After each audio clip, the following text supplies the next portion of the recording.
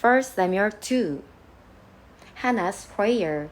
Then Hannah prayed and said, My heart rejoices in the Lord. In the Lord my horn is lifted high. My mouth boasts over my enemies, for I delight in your deliverance. There is no one holy like the Lord. There is no one besides you. There is no rock like our God. Do not keep talking so proudly, or let your mouth speak such arrogance. For the Lord is a God who knows, and by him deeds are weighed. The bows of the warriors are broken, but those who stumbled are armed with strength. Those who work for hire themselves out for food, but those who were hungry are hungry no more.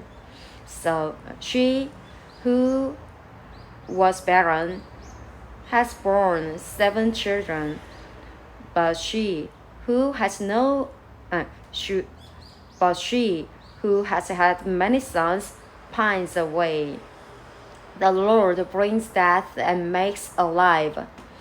He brings down to the grave and raises up. The Lord sends poverty and wealth. He humbles and he exalts. He raises the poor from the dust and lifts the needy from the ashy heap.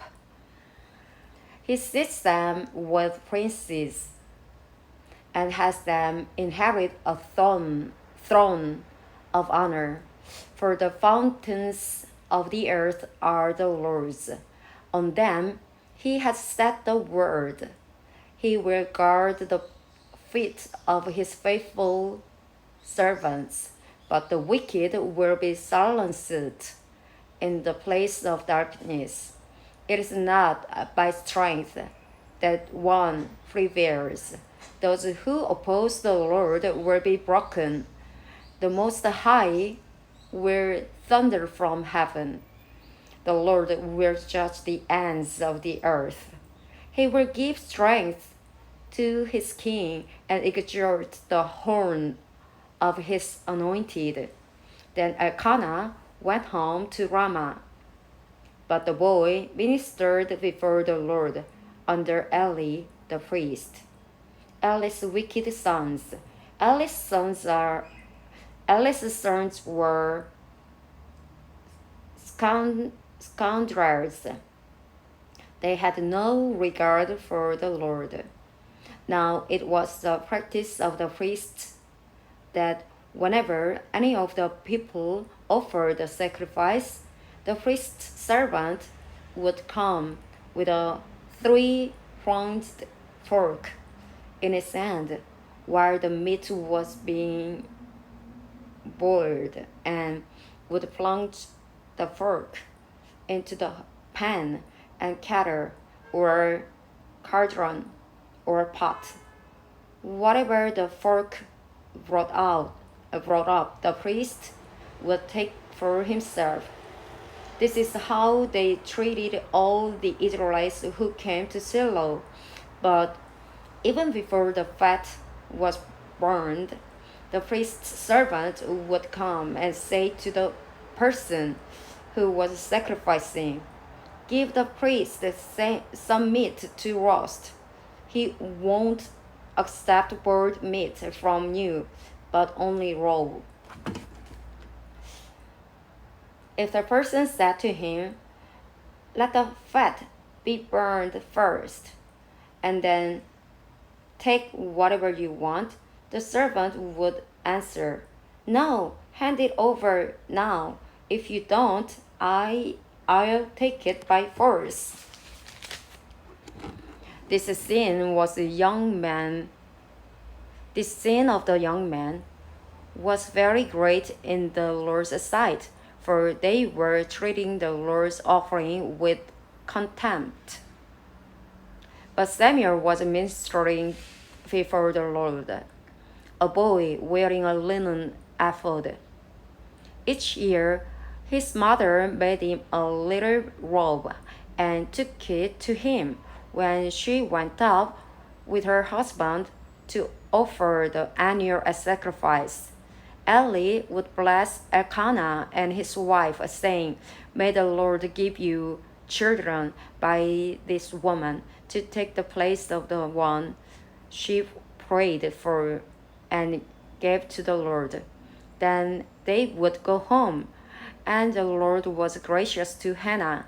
She gave birth to 3 sons and 2 daughters. Meanwhile, the boy Samuel grew up in the presence of the Lord.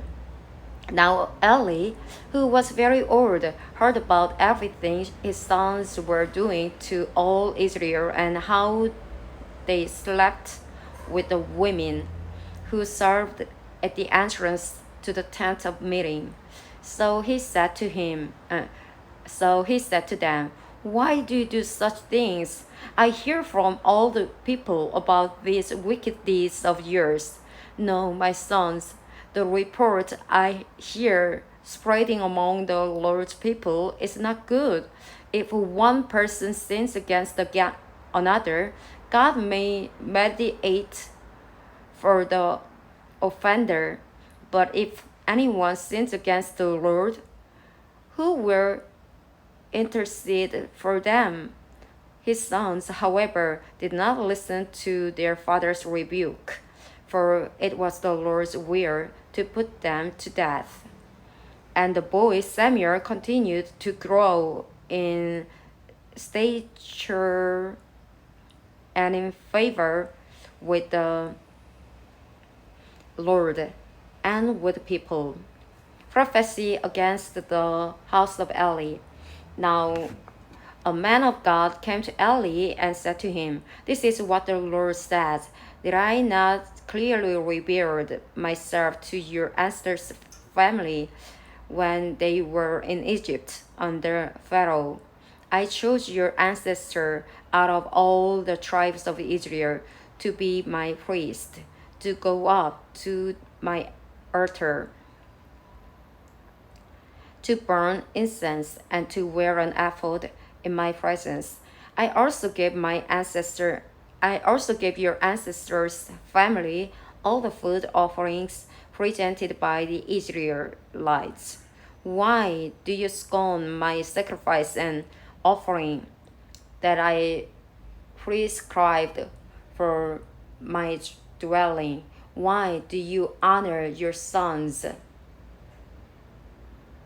more than me by fattening yourselves on the choice parts of every offering made by my people Israel?